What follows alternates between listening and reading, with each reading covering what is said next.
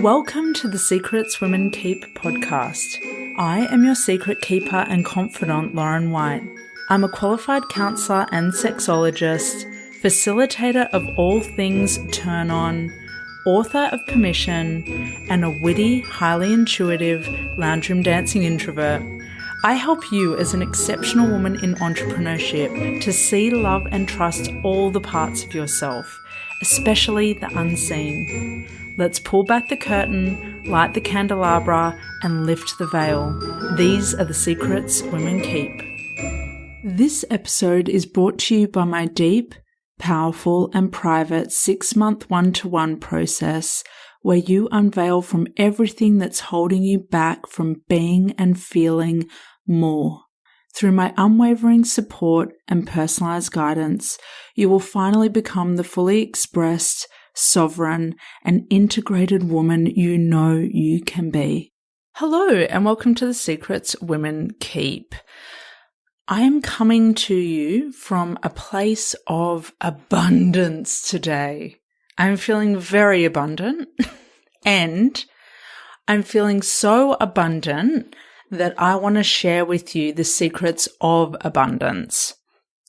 This is the stuff that I reserve for my one-to-one clients, but I'm going to let a few things slide today so that you get the benefits of abundance as well. I mean, after all, that's what abundance does. It's very full. It's plentiful. It is luscious. It is overflowing. It doesn't have this fear of, what if the well runs dry? It knows its limits. It knows when things are abundant, and it also knows when to draw the lines and when something isn't feeling abundant anymore, and it scales everything back. You are an abundant woman. You are an abundant woman. You need to believe that. You need to instill that belief not only in your mind, but in your body and your soul and your energy system. You are abundant. When you own your abundance, you are poised as someone who is going to have a rich life. When I use the word rich, I mean rich in every definition: deep, expansive, lush.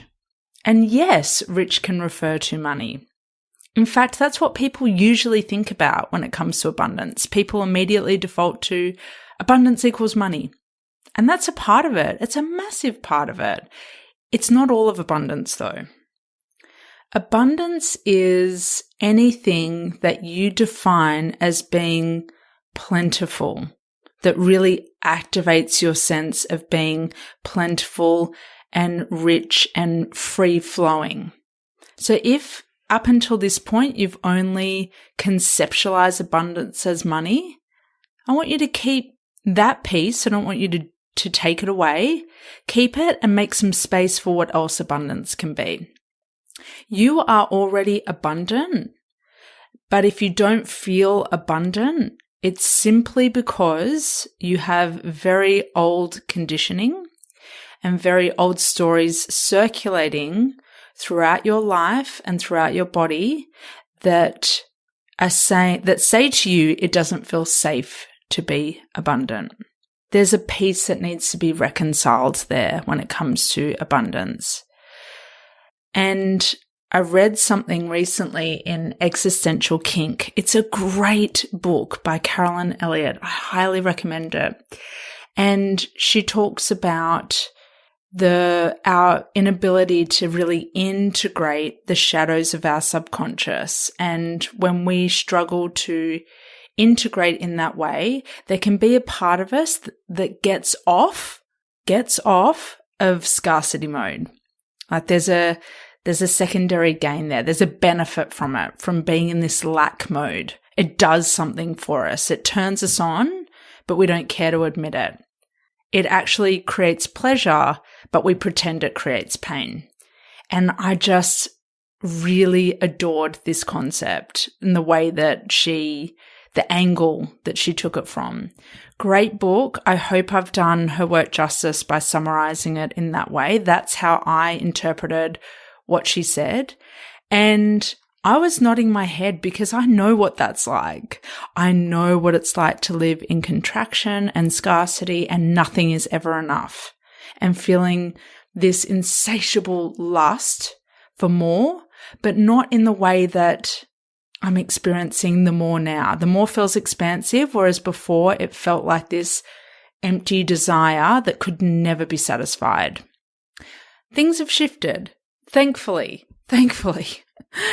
I am not available. I'm not willing to tolerate the old scarcity mode. It just feels very stale and boring, kind of like a starved skeleton walking through life, as opposed to this full-bodied person that's strutting through life.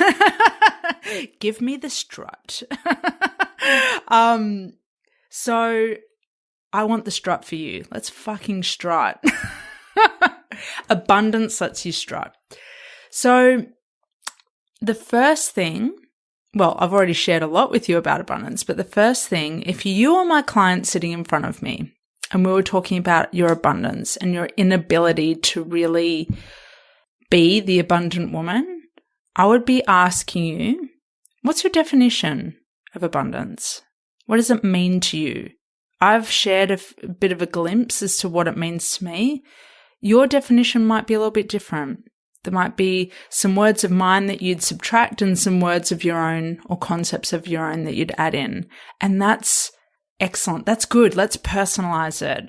If you're trying to integrate this concept with someone else's idea of it and it doesn't gel with you, it's not going to get integrated. You're going to stay stuck in your own loop. So define what abundance is to you.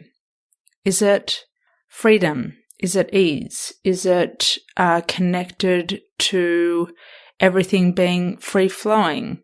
Is it rich? Is it you having ample comforts? Is it you having ample rest time, social time, time to move your body? Is it having ample time to do something where you do the thing that turns you on and you've got time on either side? Really get into the nitty-gritty of what your own definition of abundance is and what words, almost like a mind map, a saucy mind map, of having abundance in the center and what else you associate with it. Get really clear on that. I don't want you to be moving through life going, this should feel abundant, but it just doesn't to me. And it's because it's not your definition of abundance. Make it your own. When you have that definition of abundance, if you were sitting in front of me, I would be asking, how are you abundant in your body? How are you abundant in your body and through your body and how you hold your body? Chances are, if you don't feel abundant in your life, your body is moving through life in a state of holding, contraction, every muscle tightened, everything like coiled up, and you're kind of in this metaphorical straitjacket of like, I've got to grip my teeth. It's got to be hard. I've got to be tight just in case. I've got to be tight in preparation for the next time I get attacked. If you think that you can access abundance through your mind, you are going to be disappointed. Abundance, any energetic state, any feeling you want to feel, do it through your body first. So if you were the abundant woman, how would you sit? How would you move? How would you smile? How would you laugh? How would you serve in your work? Or how would you deliver what you offer in your work? If you were abundant. The abundant woman is not petty. She's not always keeping this tally of everything. And the abundant woman, in my opinion, is very generous, and she knows, not just knows, but she is at ease with receiving the same level or even more generosity than she puts out there. So abundance isn't a one-way flow from you out to the world and out to other people. It's something that comes back to you. And sometimes we can't feel the entirety of abundance because there's comfort, or it feels easy to just be in abundance in a giving sense. But when it comes to receiving, there's a challenge there. There's a limitation. You need both. Abundance is both and all and everything. So it's imperative that you get really comfortable with receiving attention, money, love, food, everything, and deciding that you're worthy of that abundance that the earth has, that other people's hearts have. Because if you're that abundant with what you put out, there are other people that are abundant too, and for them it would feel so abundant for them if you receive with that. Receive with abundance. We want it all to flow between individuals and systems and places.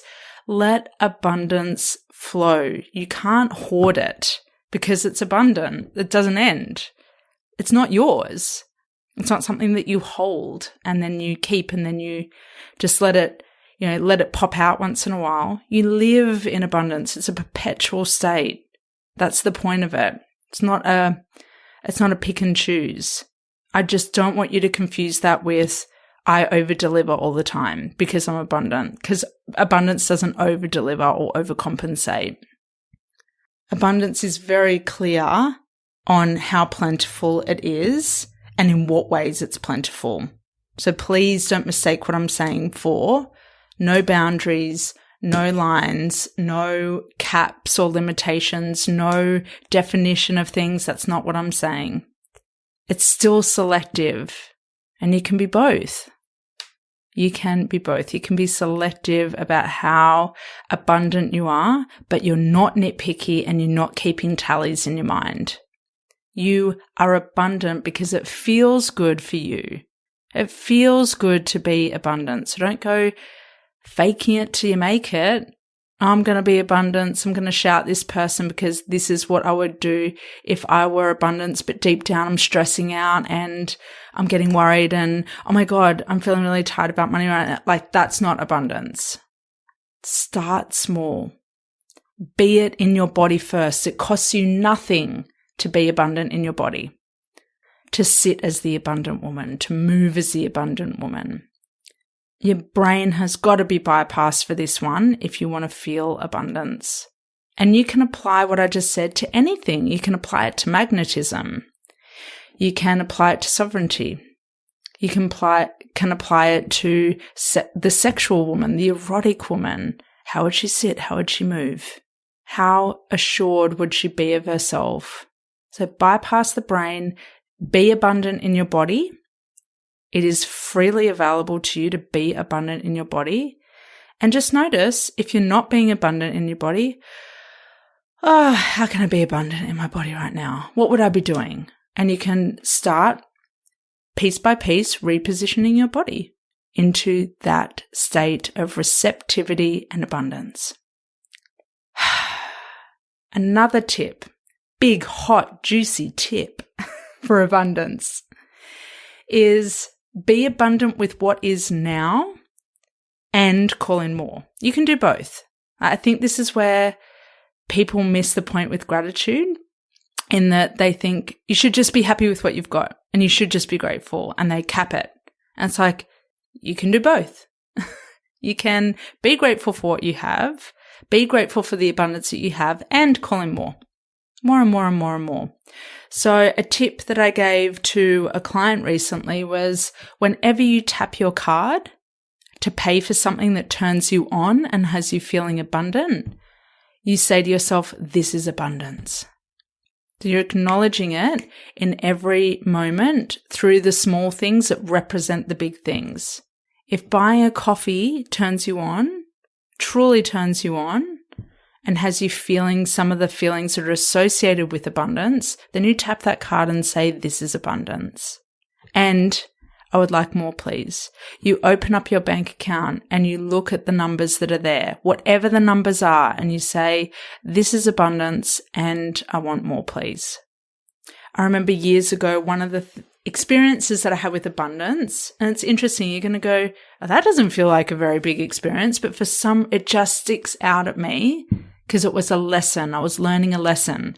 We went to some farmers markets nearby, and the bunches of herbs were so abundant. They were huge. They were so generous. It was $3 or something for this massive bunch of coriander. Sorry to all the people that hate coriander out there. I personally love it. And it just felt abundance. And I remember saying to myself, this is abundance. This $3 full bunch of herbs, not some skimpy little, like I'm going to give you 18 leaves of coriander. It was just so abundant. And it felt, then I could take it home and I could share it with our neighbors. And it's so small, but I knew in that moment I needed to learn a lesson about anchoring in what abundance was besides the monetary piece. It was about what felt full, what felt overflowing. So abundance does not mean either accruing lots of money or spending lots of money, although it can. There's space for that in the definition. It's also about the small things that feel full and satisfying and rich. So more of that, please. More of that, please. More of whatever you define as abundance and feels like it taps into those qualities and words. The very last thing I'm going to suggest to you about abundance is to make an abundance list, so that you can celebrate it every time, so that you are solidifying and cementing what abundance is to you, along with the money piece, what feels like it taps into those feelings for you. And it might be, it's when I've got extra time. For me, one of the things is having time after I do a deep process with someone. So it's about not pushing between, oh, I just did a VIP day and now I'm going to rush home. It's like, no, I did a VIP day and I'm going to stay at the hotel that night. That feels really abundant.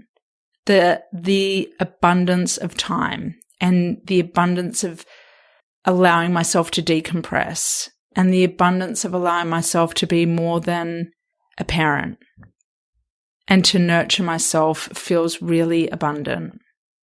So make your own list of what feels abundant and spacious and ever-flowing, and trust in it. Really trust. If you're approaching abundance with this big underlying fear of, but it's going to run out, but it's going to cost me later on, but, abundance is not going to work for you. You are going to be reinforcing old beliefs about scarcity. So it really is a process of letting go. And I recognize that that is a challenge for so many of us when other beliefs have been ingrained and hammered in. And some of those beliefs are intergenerational and come from a place that's deeply rooted in survival mode. I want to acknowledge that. And I want to empower you to make abundance your new norm starting right this second. So repeat the process of really getting comfortable with abundance. First of all, define what it is to you. Second of all, be abundant in your body first. Stop trying to get your head to feel abundance. Your head can't feel it. It's a somatic experience. It's a very heart-based experience. Like your chest will be full and puffed up because there's so much to give. You're not going to be like concave and hunching over and scrunching your hands up and in fetal position. You're going to be open. The third thing is be abundant with what is right now in your life and call in more. When you look at money, when you tap your card, this is abundance and more, please. The last thing is make an abundance list so that you can celebrate it every time, so that you go, oh, recognition. This is part of my abundance mind map. This is part of my living abundance and being abundance. It's not going to be, if you're not clear on what abundance is in your life, you're not going to be able to recognize it. Therefore, you're not going to be able to build on it. So that part is really important. Getting so clear on your own felt sense experience of abundance and what activates it. And it doesn't have to be money, but money is a part of it. Abundance with time, abundance with energy, abundance with giving, abundance with receiving. You've got to flex that receiving muscle if you want to get good on abundance. Because if you keep knocking back what tries to come to you, it's going to stop knocking. And you're going to be like, but why don't I receive all this? And it's like, because you're not even comfortable with it, with the smaller stuff. So there's a lot of power in incrementally expanding your abundance. Yeah. I think you're abundant. I know you're abundant. I just know you are. So take all of this and gently augment your relationship with abundance and step into being the abundant woman from now, not from the old arbitrary date on a calendar or when you get the next payment or when you can next get to the farmer's market and buy the abundant bunch of herbs. No, you are the abundant woman right now. So be her, act like her. No pretend. You don't have to pretend with abundance because it's already inside of you. If you are having any problems with this, I do deep work with my clients about reconciling and integrating abundance so that they can live far more fulfilling lives. It's a very precise way of accessing your power and accessing your confidence. If you are not moving through life as the abundant woman, it's going to be challenging for you to be anything else because you're going to be moving through life in fear. So we start by dropping the fear, getting you clear, and creating your own process of accessing abundance and therefore accessing magnetism and accessing sovereignty and accessing your deep, unwavering personal power that has your life feeling fucking and I know you want to be turned on. If you want to turn yourself on, like truly turn yourself on for abundance and take a leap that's even bolder and more brazen than what we've covered in today's episode, then you are exactly the woman I want to work with. Go to my site now, laurenwhite.com.au/sessions and complete an application form, and you will have the most lush experience of abundance you've ever allowed yourself to receive. 6 months of being held, seen, and supported where I am fully available to you. And in the name of abundance, tons of surprise and delight. Don't hesitate. Take this abundant action now. If you want to feel, experience, and embody your ultimate sovereignty just like Julia, and you're at the point of declaring that nothing is going to hold you back, that you're fully committed to making it happen for yourself, then I have good news for you. Places are now open for you to be fully supported in my 6-month one-to-one process.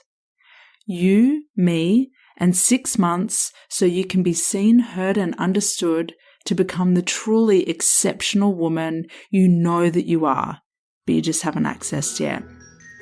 To apply, go to laurenwhite.com.au/sessions where you'll know exactly what to do next to take this turned on step for yourself.